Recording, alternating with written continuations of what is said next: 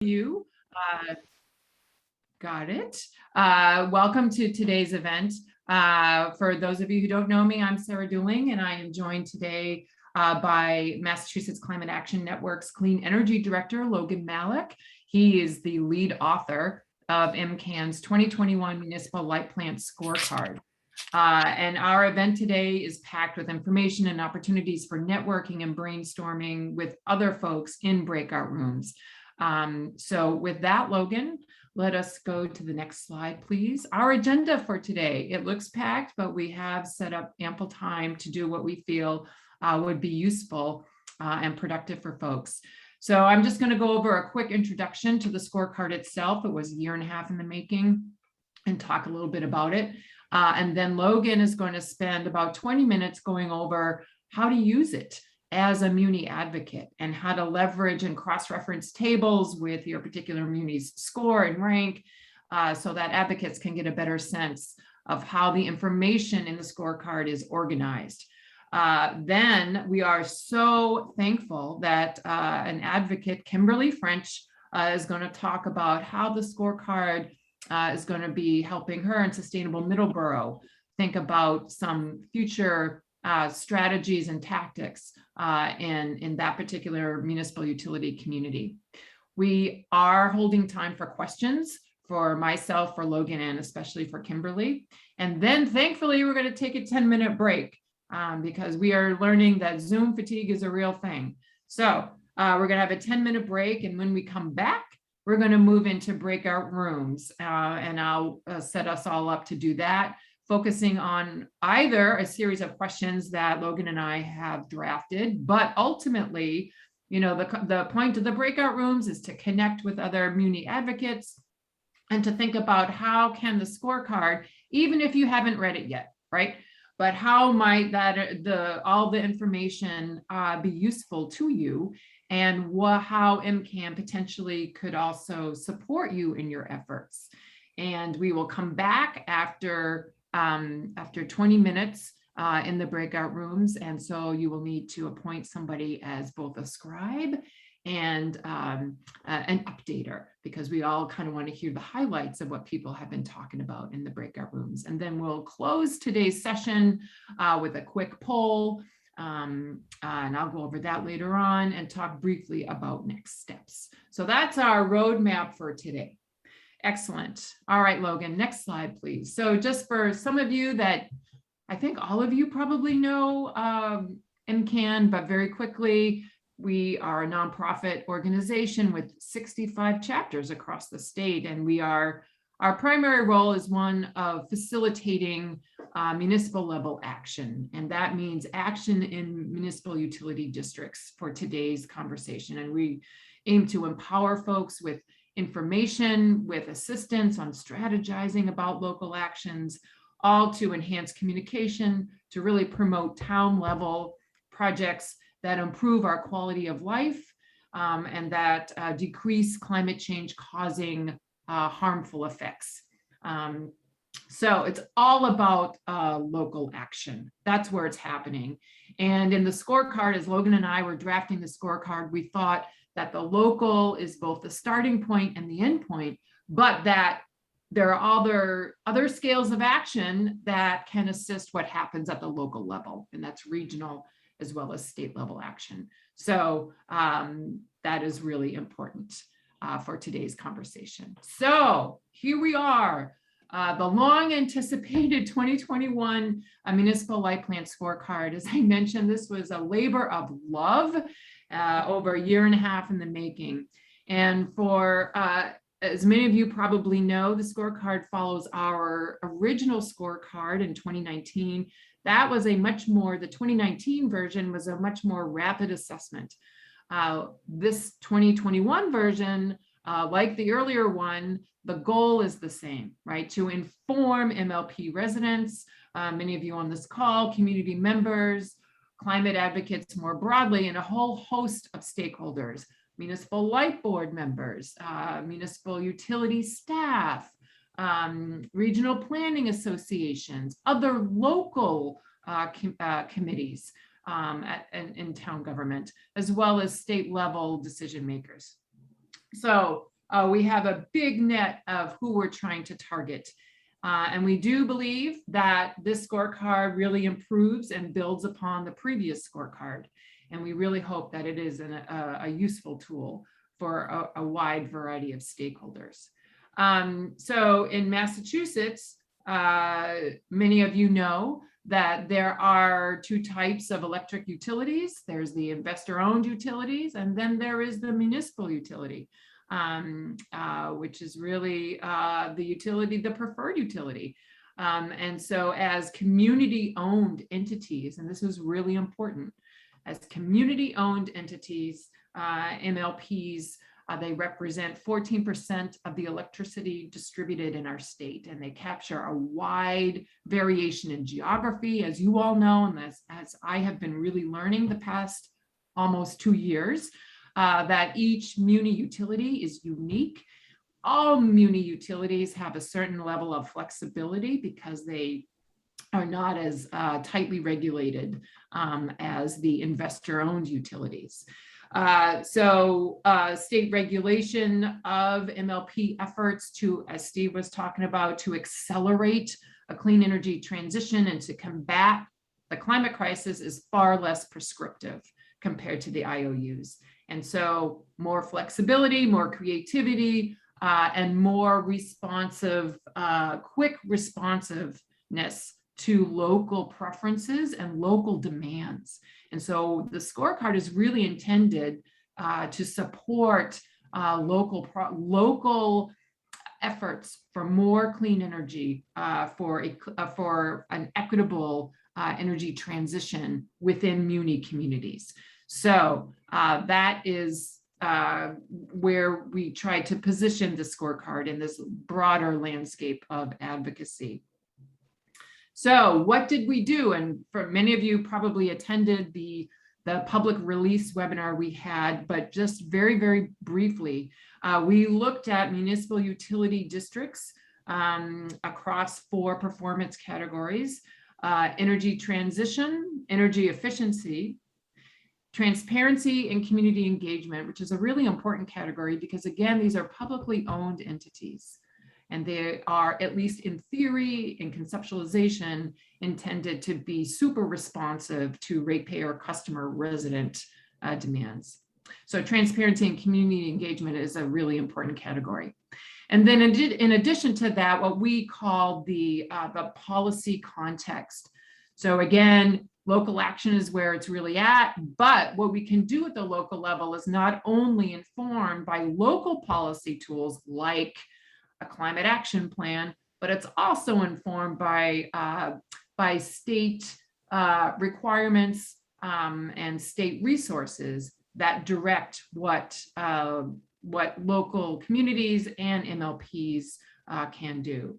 So this is all around, the scorecard was a way for us to really compare and to understand from sort of a big picture level how the MLPs were addressing the climate crisis.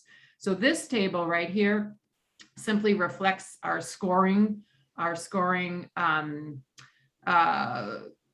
rubric.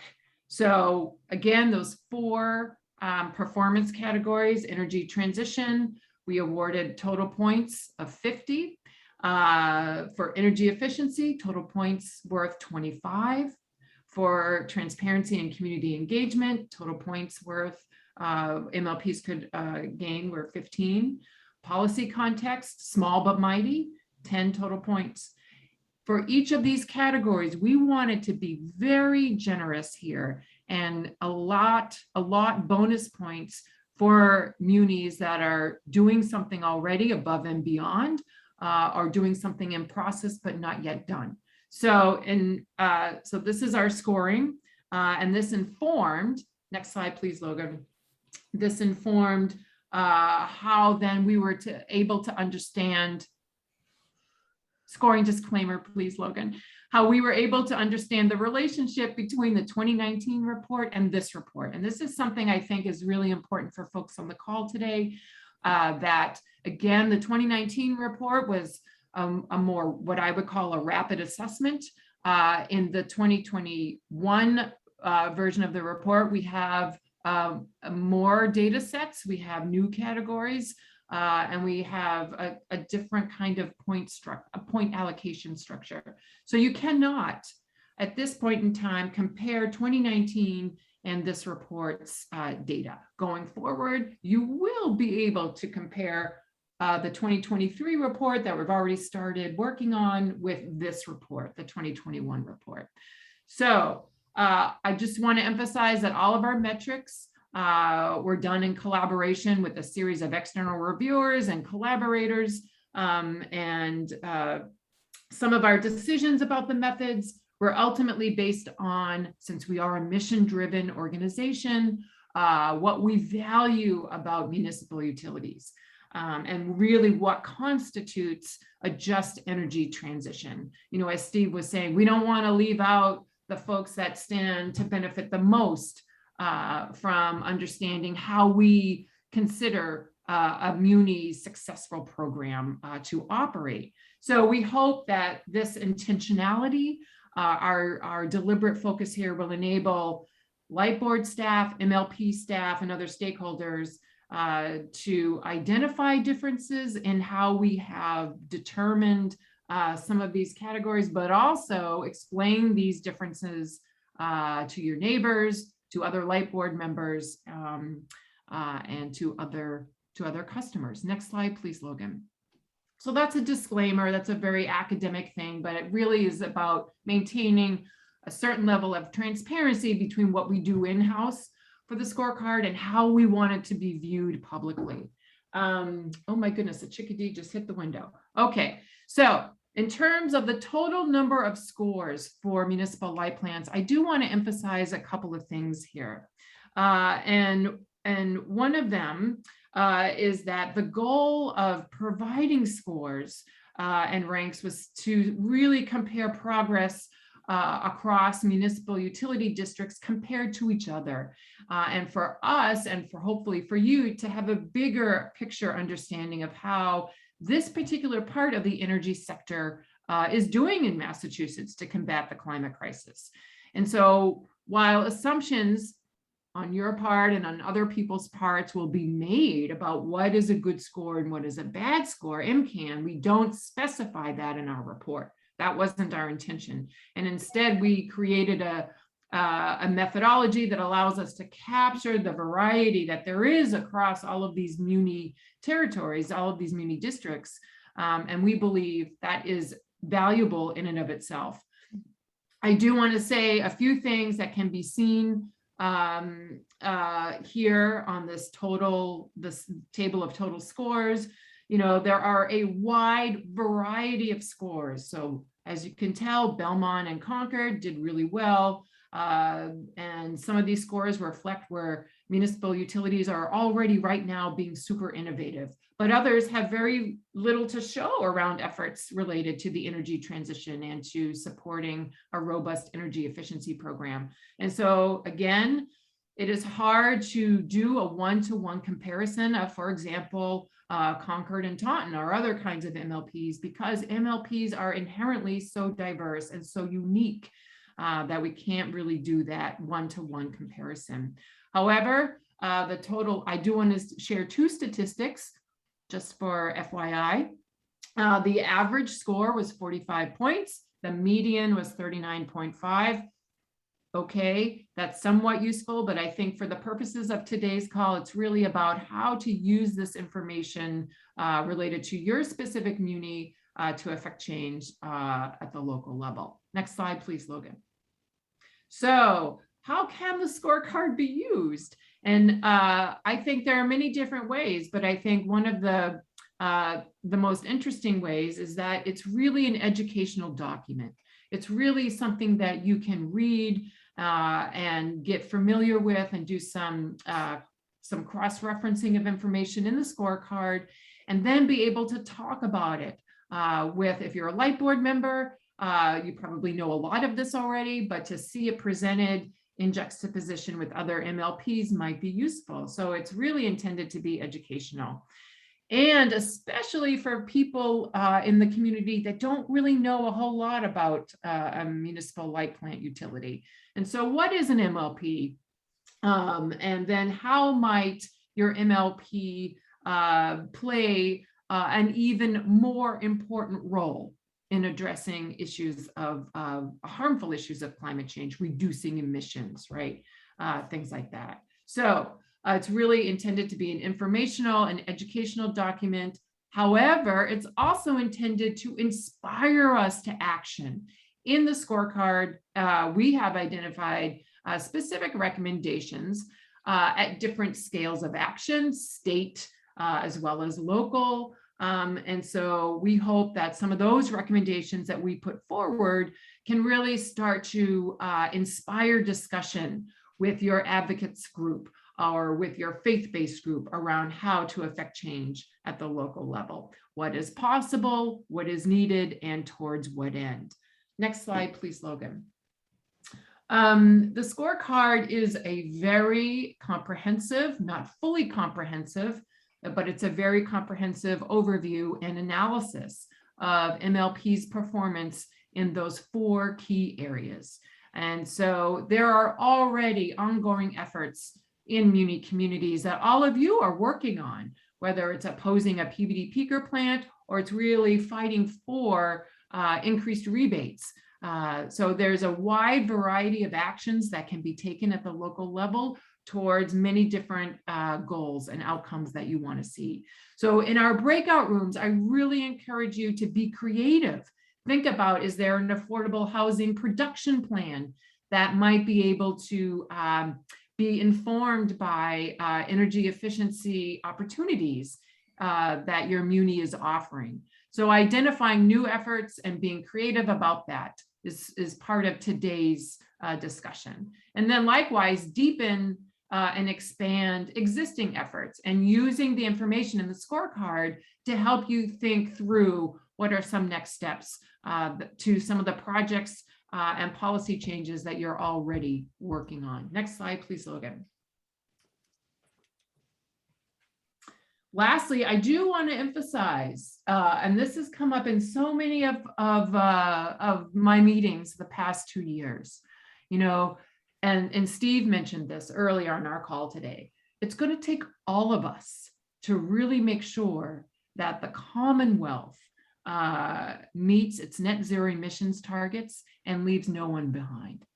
And so towards that end, I really hope that in our breakout sessions that we can begin to identify partnerships and expanding existing partnerships.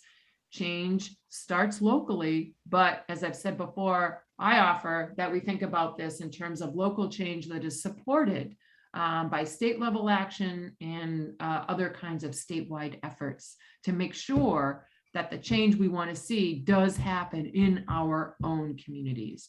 And so the recommendations that MCAN put forward in the scorecard, some of them really focus on state level change, a lot focus on local level change. But at the end of the day, it's really the partnerships. There's really the partnerships that can push for the desired outcomes that you all want to see. Next slide, please, Logan. Okay, this is my final motivational, aspirational comment for today. The scorecard is really about all of you, and that you all are being active, you all are making the difference. And we are back of the house. We have data, we've got technical resources, but this scorecard is intended to support your story, your advocacy, right? And your vision of a clean energy and a equitable clean energy transition. We have other resources that have been built off of this iteration of the scorecard, and that includes graphics from the scorecard report itself. Logan has developed a social media toolkit that includes those graphics. It includes op-ed templates. We have to be vocal. We have to get the word out, both at the local level and the state level, that change is needed now. And then part of our social media toolkit Here we are still in the virtual realm as advocates, includes some sample social media posts using the graphics that are in the scorecard. So all of this is intended to be back of the house support for what you are doing in your community right now and what you want to be doing in partnership with other groups. So that's just kind of a framing for how we really see the value of the scorecard. And part of today's agenda is to allow you all some time to talk about that. That's going to be during the breakout session. But for right now, I'm going to transition the microphone to Logan, who's going to talk about how to unpack what is in the scorecard to better understand some more granular aspects of how your MUNI is performing. And with that, Logan, I will pass the microphone to you. Awesome. Thank you so much, Sarah, for providing that initial overview.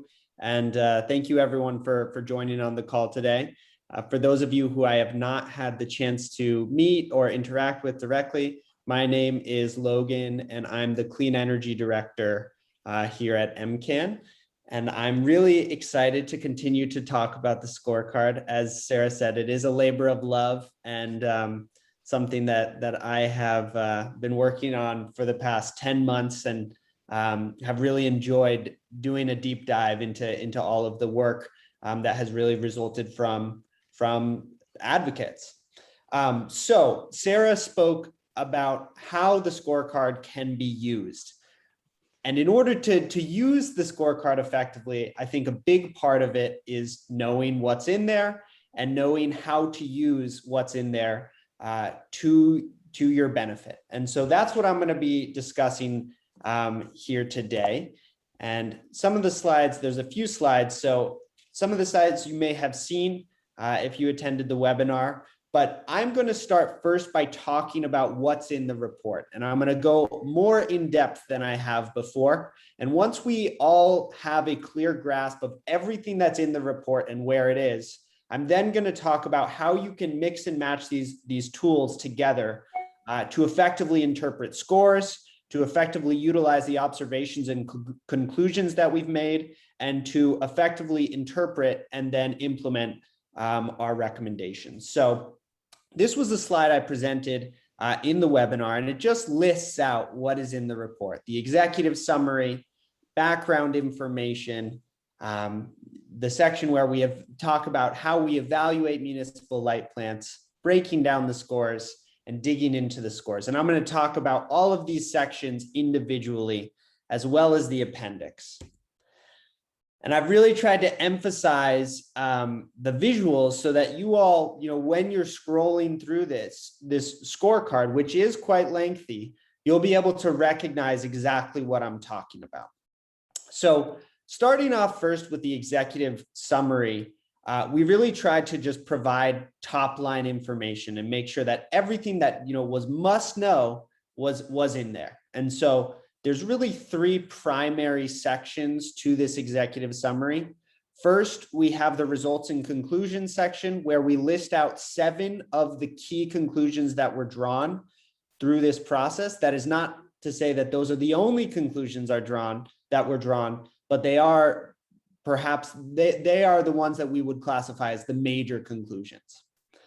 We also list the recommendations, and you'll see in this format where we individually list the bigger recommendations and the sub recommendations that are included in each one of those. And that's for each one of the 4 performance categories that Sarah explained. And then finally, in the executive summary, what you'll notice is this is where we actually provide the overall scores for each MLP. And while this is valuable, there are other tables that I propose that might actually be more valuable for our purposes today in later sections. But this is a little bit about the executive summary. There's more stuff here. There's the scoring disclaimer. There's other stuff, but this is kind of the key information to be aware of. Jumping into background information, this is a very useful section, especially if you're just getting started and trying to get a handle of what MLPs are, some of the context, we really try to explain a little bit about, why these things called municipal light plants, municipal utilities, why they differ from other types of utilities in our state. And in order to do that, we do provide a summary of what an MLP is, but we also talk about the distinctions. And in particular, we just talk about the regulatory and policy differences between MLPs and IOUs. And what we do is we list actually a number of key climate legislation in our state. We kind of provide a brief summary and then discuss how those policies relate to MLPs. And I can say for me, this was incredibly valuable when I was actually writing this. Oftentimes we think of these bills as, independent individual bills. But when you see them all together and you see how, across the board for years and years, MLPs have kind of been exempt and excluded from a lot of the regulations, but also a lot of the resources. It's very useful to kind of have that full summary right in front of you in one place. And that's what we aimed to provide. The final piece here that I would say is very useful is we discuss some key terminology, and I will say both with respect to issues of justice, so environmental justice, energy justice, equity, etc. Those are key and different concepts that moving forward, we as advocates, as organizers, as residents should be able to understand and should be working to achieve. We also add key definitions about the power supply and the energy mix. And this is really important because we use this terminology very specifically and explicitly throughout the rest of the report. The other interesting thing and just important thing to note is we do discuss the scope of this report. We don't talk about customer service. We don't talk about reliance. If the power goes out, those are not things that we scored or we quantified in this report. And so we wanted to make sure that you all knew that this is really about climate action across MLPs. Evaluating MLPs, this section is really about understanding what we did through this report and understanding our data collection process, our scoring process, all of that stuff. And this is really complemented by the appendix. And it's useful if you're like, what actually went into this entire report? How did they do this? And how did this differ from 2019's report? We try to be pretty explicit about that here in this section, just so you all have an overall sense of how and why the changes were made between the two iterations of the scorecard. The last piece of this section, and I think a really interesting piece of this section, is we get into the diversity of municipal light plants, and we kind of outline some of the various factors that go into that diversity, whether it be the size of the MLP, of MLPs, which vary significantly, income levels within that MLP, the diversity of the population of people living in those MLPs, the differences in rates. There's a number of different factors that contribute to this vast diversity of municipal light plants. And we do discuss, we did some initial assessments of how those different pieces affected the scores. And I will say, one of the interesting things that I found in our these were not in-depth regressions or assessments that we were conducting. They were very preliminary, but what we did find, two interesting things that are important to note. Number one, we found that the rates did not have a significant impact on the overall scores of MLPs. Again, preliminary, more in-depth analysis would be necessary in order to say that conclusively, but that's what it showed. On the other hand, the size of an MLP, both looking at population and looking at total electricity distributed, did affect the scoring. So very important to keep in mind when you're looking at the overall scores.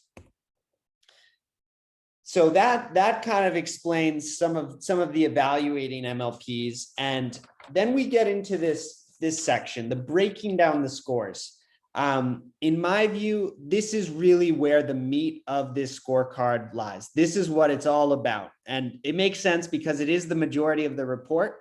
But when we talk about where a lot of the value and a lot of the content lies, it is in this section, this breaking down the scores section. And here we break down the scores in each one of the 4 performance categories: energy transition, energy efficiency, transparency and community engagement, and policy context. And for each one of those, we provide the following. So first is an introduction that looks something like this. You know it's a new section because you see the green. Basically explaining why we included this and justifying its importance as part of this analysis. We then provide I would say this is a broader, it's a little bit big picture description of the methods that we actually used. And this is really just to give you a sense of what we were trying to measure, what we were trying to incorporate in each one of these scoring. And in many instances, you will note a little disclaimer. Sometimes it gets lost, where in some instances, these are indicators. We are unable to capture everything, but we're trying to indicate the progress that is taking place. The next piece that this section provides is a list of scores that MLPs received in each one of these categories. And in my view, this is where a lot of the scoring value actually comes. So as you start getting into the weeds, the top table in the executive summary, it's nice to have, those ranks are nice to have, but this is really where you can start to interpret the results of your MLP. You can actually understand where progress is being made, where more work needs to be done. And this is in tangent with Appendix A, which I'll discuss in just a moment. But this is really where you can start to break down and understand how the scores directly relate to what action has been taking place in each MLP. Next, you have this section, which is just, in my opinion, is a wealth of information. We provide observations and conclusions, and this is where a lot of those conclusions in the executive summary come from. But there's a lot more in here than just those 7 conclusions. And we really try to provide a broad and comprehensive, to the best of our ability, picture of where MLPs collectively are and where the progress is being made, where more progress is needed, and how each MLP kind of stacks up. And I think this can also be a really powerful tool, as I'll discuss later. If you've been through the scorecard, you know that another key thing that we provide is recommendations. And we tried to make sure that you knew those recommendations. We put them in multiple different locations. But I will just say, following the results and conclusions, we provide a more in-depth description of those recommendations. And I really encourage folks to actually read the full recommendation, the full description. It's helpful to get a clear picture of exactly what we're talking about and exactly why we feel it's important. And that kind of looks something like this. But we do try to highlight as well, recommendations just listed out so that you all can see them. You can quickly, kind of process and sift through them. And that's in these tables. And you'll notice something.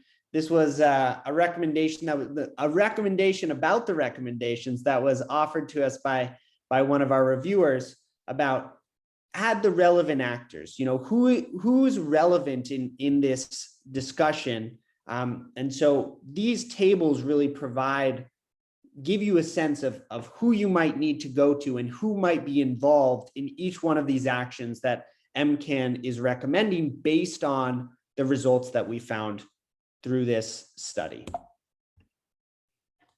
I will just add, digging into the scores, this is another section that we tried to just look behind the, peek behind the curtain and show you all kind of how well-performing MLPs ended up getting the scores that they got. This was not the top 5 ranked MLPs. It was rather, 5 municipal light plants, namely Concord, Belmont, West Boylston, Holyoke, and Ipswich, and they performed well in one or multiple of the 4 categories that we scored. So that's why they were included. So we could give you all a picture of what is well performing based on our metrics, which in some instances are indicators and are not fully comprehensive. But this provides a little bit more insight into that. Now we get into the appendix, and I will just say, if this was me reading it, the scorecard, I probably wouldn't be, I wouldn't jump to the appendix right away. And especially one like this, it is a little bit, there's a lot of information packed in here, but the appendix is incredibly important for understanding how to interpret the scorecard. And we provide 4 major kind of appendices.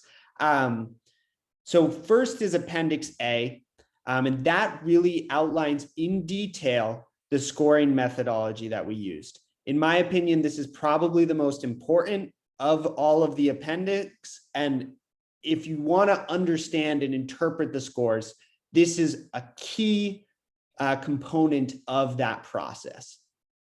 We then have Appendix B, and this is where we outline in some depth our data collection process.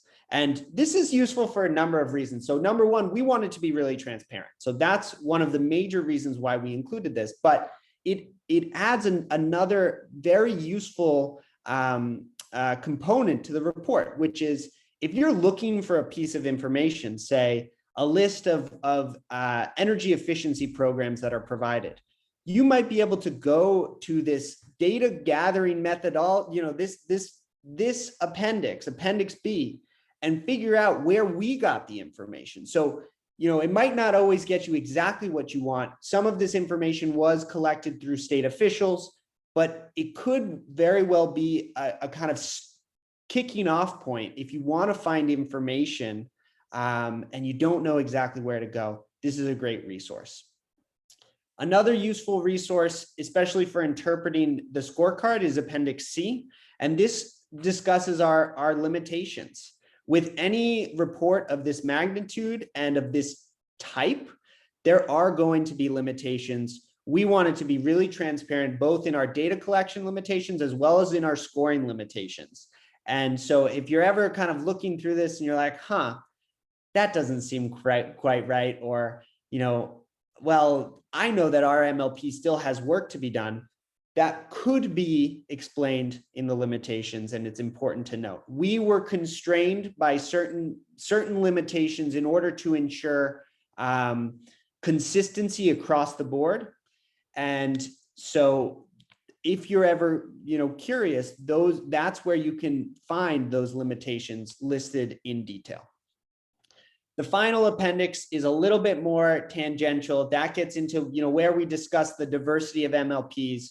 We conducted univariate regressions, actually trying to compare the impact that a particular relationship, say the number of customers, had on an MLP score.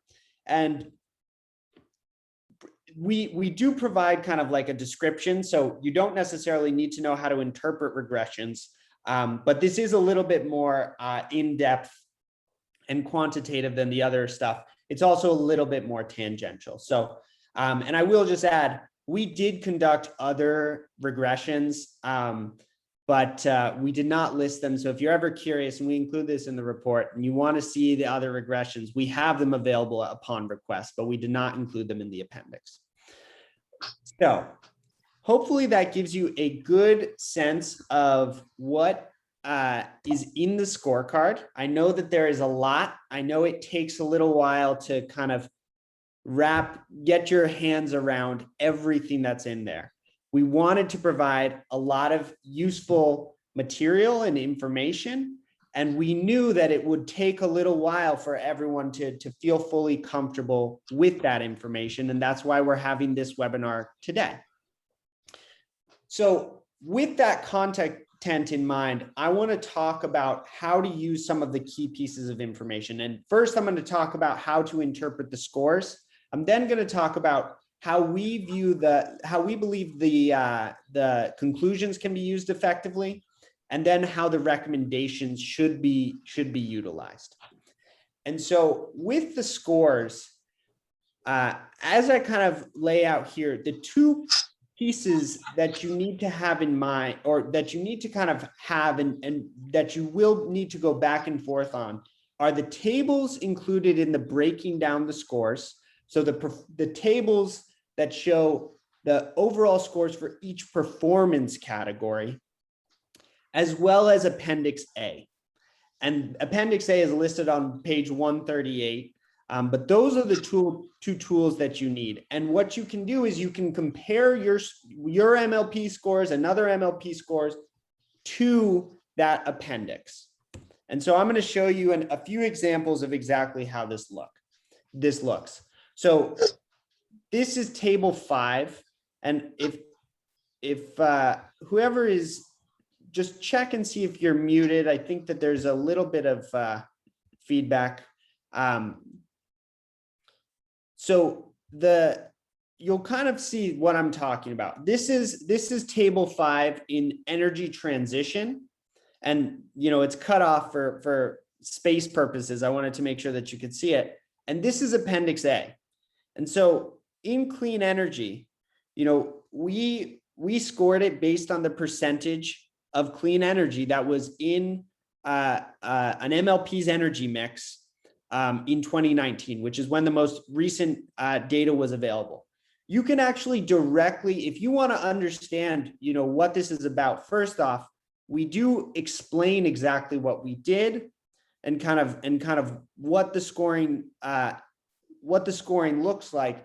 We also, in many instances, actually show you a direct comparison. So Braintree scored 7 points, and that means that they have in 2019, they had between 9.5 and 10.99% clean energy in their energy mix. And that's how you interpret it. You toggle between the breaking down the scores tables, so not the overall one, but the ones that are actually in the breaking down the scores section, and you look directly at Appendix A, the scoring methodology. Here's another instance looking at energy efficiency. So this is table 9, and it shows energy efficiency, and we're specifically looking at energy efficiency access. And pardon the line, this was just on 2 different pages, so I had to merge them together. But Holyoke scored 5 points, and so that means that they were doing all 3 of these practices. And so they got the full points. And you can see that. You can go line by line and actually see that direct comparison. Now, one thing I do just want to make clear is that this does not enable you to completely interpret the scorecard. There are areas of limitation that we are aware of. And that is one of the reasons why, one of the additional resources that we are going to be offering upon request is basically a 2-pager that outlines, and kind of assesses individual MLPs. So it uses the scorecard information, all the data that we have to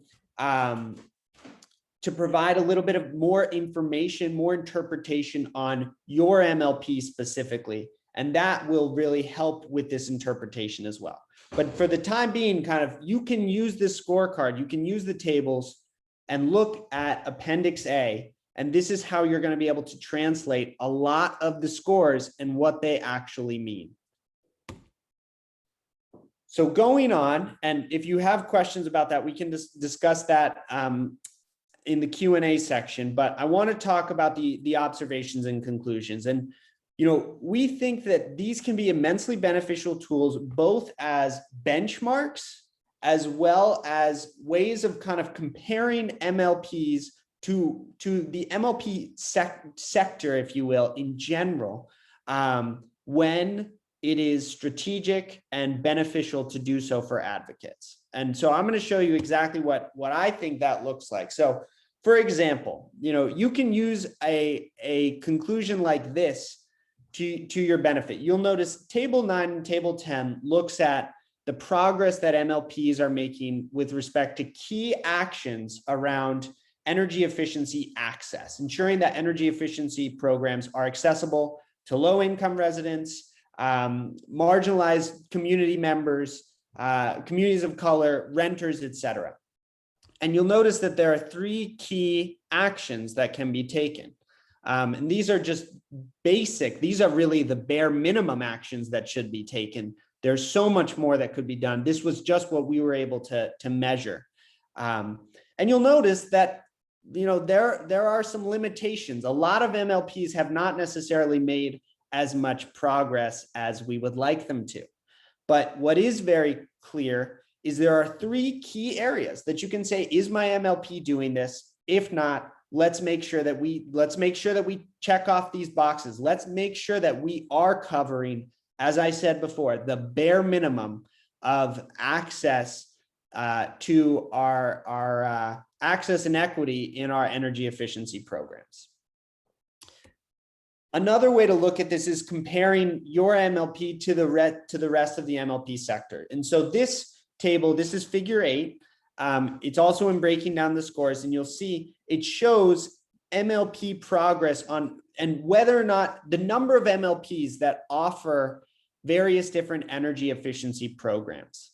And so you can use this as a tool. Say your MLP does not provide a smart thermostat rebate. Say they don't provide a weatherization rebate.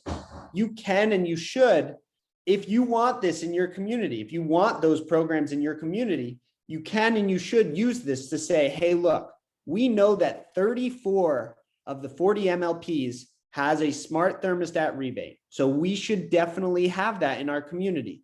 Not only would it be beneficial to the residents, and that's why we're advocating for it, but it's also, provided and offered across the board. Same thing goes with weatherization.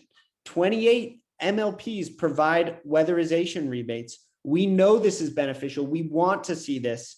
So, and there's a strong case to be made because, a majority of MLPs provide this. So the final, interpretation and tool that we highly recommend you use to whatever extent it is beneficial are the recommendations. And we believe that the recommendations provide a very helpful roadmap and tool to identify the potential directions and pinpoint priorities for your community. And so how we think, the best way to maybe use this is to look through those summaries to see the recommendations that are being provided and to see, which ones apply to you, which one is your group most interested in seeing implemented in your community. And once you have identified that, as I said, making sure that you're reading the full summary, that in many instances has additional resources to go into, to look at. And so you read that summary and then figure out and identify an effective strategy to get that recommendation adopted in your community. So just a small example of what this looks like, and this is a little small, so you might not be able to read this, but one of the recommendations in strengthening and enhancing policies that enable residents to transition to clean energy is strengthening net metering policies. And so you'll see there is a, number 2 in energy transition matches up perfectly with this one. And you'll see these match with this, and it provides a more in-depth description of exactly what strengthening net metering policies looks like. It also provides, what we recommend is that the net metering at least be in line with statewide regulations that apply to investor-owned utilities. And so if you're curious and if you want to see how your MLP compares to that, this is actually listed in that in-depth description. And so that's why it's useful if you see a recommendation that you believe applies to your MLP that you want to see implemented, look at that full description. So I hope that that has been useful in kind of understanding how to interpret the scorecard, how to use it. I know that there's a lot of material and I've gone through it a little bit quickly. I want to conclude by just talking about additional resources at your disposal. So I mentioned the 2-page handout. We have been trialing this with a few different communities, and we have a basic template. So at the end of this meeting, I will put out, I'll send a Google form, and if you're interested, you can actually, fill it out and get a more in-depth description of exactly how your MLP performed. And we also include, based on how your MLP performed, recommendations that we believe kind of align with advancing your MLP relative to that score. So that's a tool that we're offering. We're also, we've had several presentations in various different communities. We had a great presentation in Reading, where we go into depth and we talk a lot about kind of where their MLP is at and how that, how they could potentially move forward. And I think we got a lot of really good ideas and clear takeaways and actions from that. So that's something that MCAN is more than happy to do for you and your MLP. And then the final thing, which I will actually post in the chat during the break, is a social media toolkit. This has a whole bunch of information, a whole bunch of materials, especially graphics that were beautifully designed, not by me. I do not have that capacity, but they're beautifully designed. And I really hope that they will be useful to you all moving forward. So there are a whole bunch of resources ready for you by request in many instances. We look forward to working with you to make sure that you can utilize the scorecard effectively. And I think with that, I'm going to pass it over to Kimberly from Sustainable Middleborough, who's going to talk a little bit about how Middleborough has already been thinking about the ways that they can use the scorecard effectively in their community. So Kimberly, Yep, I'm here. Thank you, Logan. Thank you very much. So I have about 10 minutes or so. I'm going to tell you about our experience. I'll never forget the advice I got from Phil Thayer, who was from Sustainable Belmont at that time, when I nervously went to go talk to our Municipal Utility Commission for the first time back in early 2019. So here's what Phil told me. He said, always lather before you shave. And it really struck me as kind of funny, but it's also been useful. Really, the first MCAN scorecard had just come out, and Middleborough fell smack in the middle of those rankings back then. And we wanted to know why our utility hadn't done better. Because that was not what we were hearing from the utility. They were telling customers that we were using 70% quote clean energy, and our members had gone around repeating that. But it was because of the data in the first scorecard, and similar to the data that's in this one, that we found out that the utility was reporting only 29% non-emitting electricity to the state. So next slide. Something didn't add up. They were claiming clean energy when the renewable energy credits belong to someone else, something we all know is double counting. So without that scorecard, it would have taken us a very long time to have figured that out.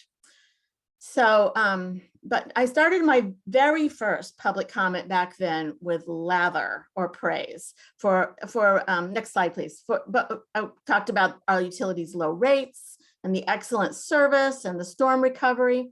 And that's what all of us from Sustainable Middleborough who have made public comments always start with. And there is a lot to praise. Our utility is undoubtedly one of the best resource, or the best resource department in our town. It's very competently and strategically run, and it is moving in the right direction. Middleborough made a big transition to almost all non-emitting electricity. It's one of the few places in the state that can say that although it's mostly been done by tripling our nuclear contracts in the past couple of years. So as we all know, there's still so much work for us all to do on climate action, and we need to do it a lot faster. We thought Middleborough would do pretty well on this new scorecard. And we think our advocacy can take credit for some of it. So one thing we did back in 2019 was we went to talk to the management and keep saying that slide, sorry. And we asked for a more transparent portrayal of that fuel supply, one that would be more in line with the state's carbon accounting. And we showed them models. And starting in April 2020, we were very happy that a much more accurate portfolio went on the website, although it's still pretty confusing for the average customer. You can see in it, there are like 3 different categories of nuclear, and there are several different acronyms for different kinds of credits or certificates. So next slide, please. So I just want to say that the data collection and the care that went into this scorecard have taken this tool to a whole new level. And I want to thank Logan and Sarah for pulling it together, and especially for the recommendations that they've summarized. I know we will be returning to it again and again. And my hope is that all of us can find a campaign to work on across the 41 municipal utility towns. But I have to say, coming in at number 4 was still a little bit shocking for us. We were, for example, a little perplexed that our utility got such a good score, especially in transparency. We got 17 out of the 15. We got some bonus points there. And when we had asked for public hearings to talk about how the utility plans to use about 45 million or so in its reserve fund, which is our money it is collected from ratepayers over time, we were emphatically told no public hearing. And so when we looked a lot closer at the transparency metrics, we realized that a lot of it was just kind of the bare minimum. Does it even have a website, or do surveys, or do educational events? And a lot of MLPs don't even do that much, and ours does. So that's the reason we got that score. But it also tells us that a score in the top 5 doesn't mean that we're done, or that we've solved our town's carbon emissions problem, or even that we're doing our fair share, because we are definitely not. Several people in our Sustainable Middleborough team attended the scorecard release back in September, and then we met by Zoom to figure out what we were going to say during the public comment period this past month, earlier in October. You know, what can a group like Sustainable Middleborough do to move things further? So we looked through the scorecard really carefully, and we were very interested in the recommendation for a plan to transition away from nuclear. And one thing we noticed was that the data is not all from the same year because of how slow the state reports. So a lot of our dramatic increase of nuclear happened after the most recent data that was available. And that might have affected Middleborough's score a little bit, but we decided not to bring that up right now.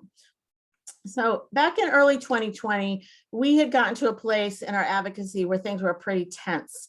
In addition to the refusal to hold any public hearings, the manager had taken some meeting time to point by point refute a sign-on letter we had presented with 150 signatures. And by the way, we stand by what we said. So for the last year or so, we've been doing a lot more lathering than shaving.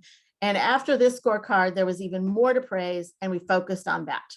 We let the utility know how much we like the direction it's going, non-emitting electricity, the accurate portfolio, small increases in renewable contracts, and the energy efficiency budget. And we emphasize that we want to collaborate more. So this year, we've been talking to all sorts of people in our region and throughout our town, especially the people who serve the low-income residents in our environmental justice district in town. We wanted a campaign that would work for them, but also wouldn't raise rates. That's something that the commission is always telling us is the reason they say no to whatever we ask for. So we believe that the next biggest step to reducing our town's emission is to cut the heating bills and the energy use of people in town through better efficiency, especially whole house weatherization of our old leaky housing stock. And the utility management agrees. We're in alignment on this one, except there's just not enough money. And they've told us it's not going to come from them. So that's our work. Municipal utility towns in general are not budgeting enough energy efficiency money to make a difference.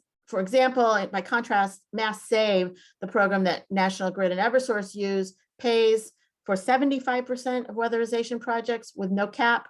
And in 2020, it paid 100%.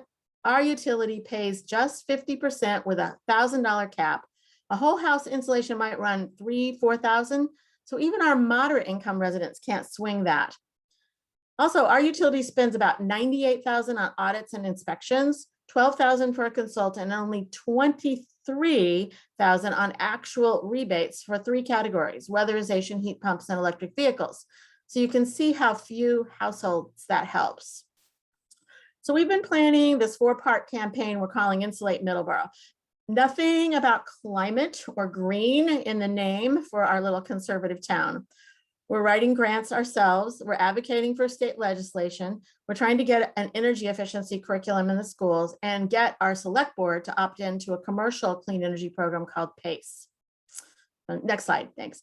So based on our work, we have a few suggestions about how we've been using the scorecard. So first, focus on the recommendations more than the scores. Middleborough, for example, was 4th of the municipal utilities, but it still scored only 75 out of a possible 121 points. There are plenty of recommendations our town can do in every category. Next, pick just one recommendation for an ask, or maybe a set of them to build a campaign around. Don't harangue them with all the recommendations at once. Don't shave too much all at once. And next, pick where you can have the most impact on your town's share of emissions. For example, we suggest digging into the recommendations on energy transition, like we did with the first scorecard. For many towns, that's where you can have the most impact. Or you could pick where your volunteer group has the most skills or passion. A lot of us come to this work out of our faith, and we're very motivated by environmental justice. We're also pretty good at writing, speaking, researching, networking. And after 3 campaigns to finally elect a clean energy ally to the utility board, we've also gotten better at canvassing and cold calling. So for us right now, our pick is page 14, the recommendations to enhance MLP's energy efficiency. At the commission meeting earlier this month, after praising Middleborough's score and progress, we asked the utility to focus on just 4 recommendations all about energy efficiency, which are closely, but not exactly aligned with these. And one was to increase the size of rebates, to shift the budget away so it better helps both the low and our moderate income customers. And third, to do more and better targeted outreach. And 4, to increase the percentage of energy saved with what we spend on efficiency. We told them we're writing grants to fund that outreach and increase those incentives, that we'd provide volunteer power, and we want to collaborate with them. So one other thing we did that night was we asked the board to write a letter of support for the advocacy campaign we've been working on for months with our select board, which is coming up tomorrow. It's to opt in to the state PACE financing program. That's property assessed clean energy, and it's run by Mass Development. And it's for commercial, industrial, and multifamily properties. Like most MLP towns, we have virtually nothing for those kinds of property owners. So on October 6th, just this month, our commission voted yes, and they wrote us a great letter of support, which we sent to the select board. And I just want to say that's the very first time we've gotten a yes from our commission, and it was unanimous. And that felt like a really nice win and a sign that we can all work much better together to move forward on climate action. So thanks for listening. And if you have any questions, I'm happy to talk. And I'll just say there's several others of our group here who are here too. They might be able to answer some things if I can't.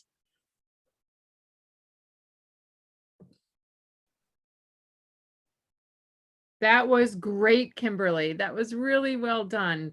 And I think there are some really interesting insights that Kimberly offered folks on the call today.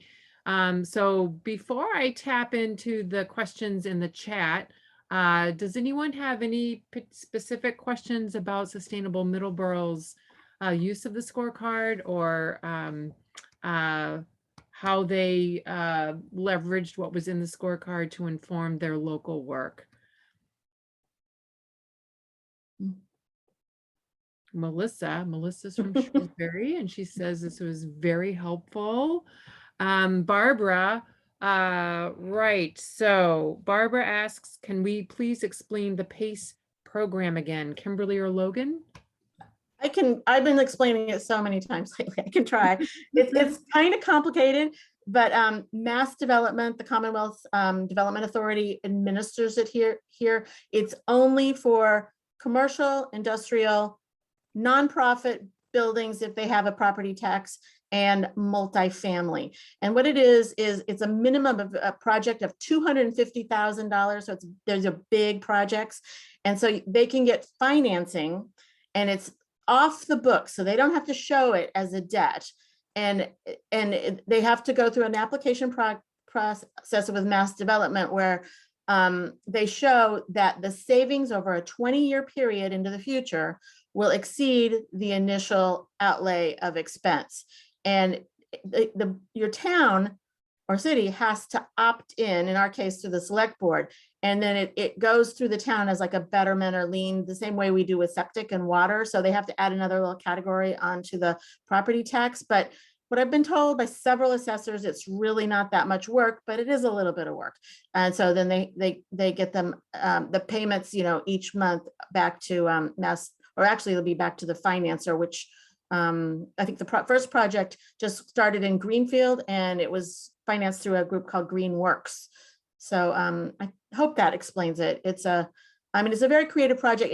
It's a ton of money potentially to bring into towns, especially like ours, that's kind of a little run down. And the center of town, we have a lot of old apartment buildings, that could be used to really rehab, and revitalize those buildings. It can be used on, I was gonna say, like all sorts of things. HVAC systems and roofs are big things. So it's very broad, in addition to like solar installs or geothermal or other things, and insulation also very big. So it can be used on a lot of different things. I hope that helps. That's great. I know, Melissa, you still have your hand up. Did you have a follow-up question?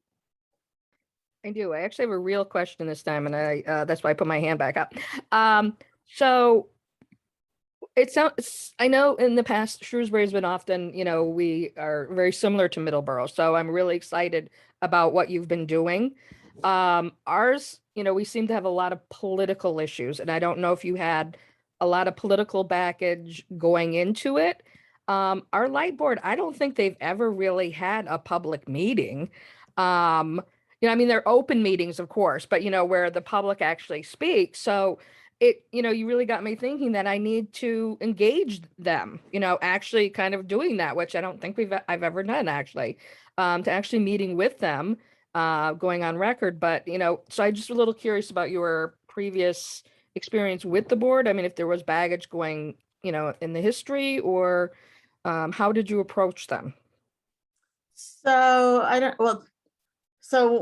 one of my close partners here, Dodie Atkins Perry, I see is on here. I don't know if she wants to talk about this too, but I mean, it was Dodie really who started going to those meetings and just sitting there, bless her, for like a year, kind of watching what's going on. And then when we actually got organized, and after that first scorecard came out, we decided we wanted to talk, and that hadn't happened. There wasn't anything on the agenda. And so, we actually kind of had to almost interrupt, and, we had to talk to them, and it was a little touchy at first. They told us we had to let them know a month in advance if we wanted to say anything at a meeting, that kind of stuff. But, then they kind of got used to us, and they also said, well, at least we have an audience and stuff, jokes like that. But I think they were good about that. I know our friends in Taunton have not been able to get any comment period in their, at their light board at all. So, I mean, it can be, but I mean, I don't think we had any personal baggage with them.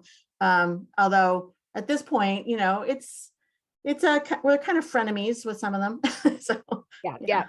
Well, I mean, it almost seems like my experience is that the boards have operated in a vacuum for a very long time, that people didn't really understand. You turn your light switch on, you got electric, that's all, people are happy.